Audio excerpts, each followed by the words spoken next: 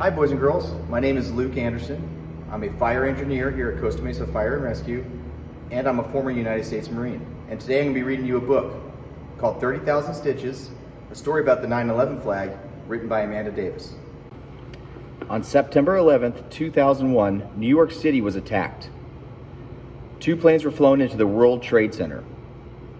The Twin Towers collapsed and thousands of people lost their lives. It was a tragic day in America's history.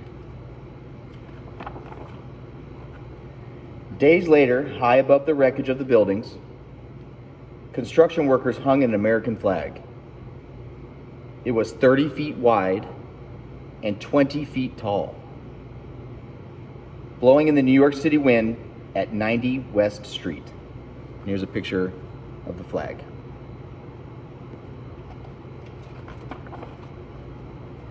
As the weeks passed, red, white, and blue turned to gray. Torn, tattered, tired. Hanging by a thread until one day it hung no longer.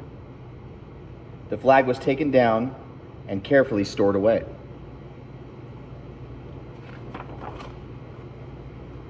Six years later, in a town far away, disaster struck. A massive tornado destroyed the small town of Greensburg, Kansas. A group of volunteers from New York City and surrounding areas offered to visit Greensburg and help the town rebuild.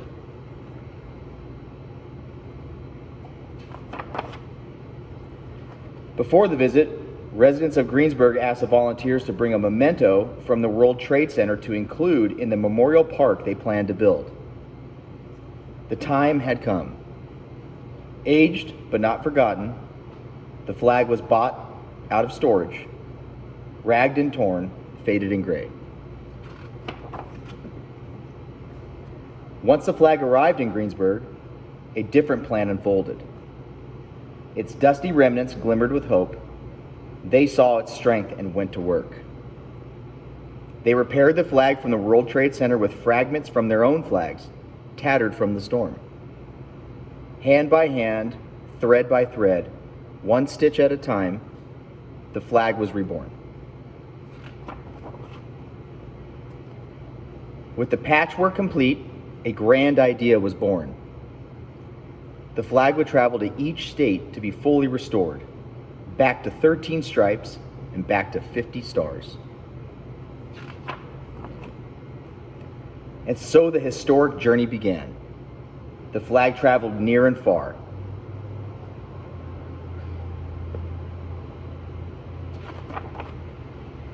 The flag touched many hearts and many hands. The hands of firefighters and soldiers, of teachers and students. The hands of mothers, fathers, brothers and sisters. The hands of many different people. People like you and people like me. The flag lay within the heart of the nation's defense. It flew high in remembrance of a life filled with love. At each location, a new piece of fabric was added, a new stitch in a new story. In Hawaii, aboard the USS Missouri, stories of heroism were told as World War II veterans placed stitches.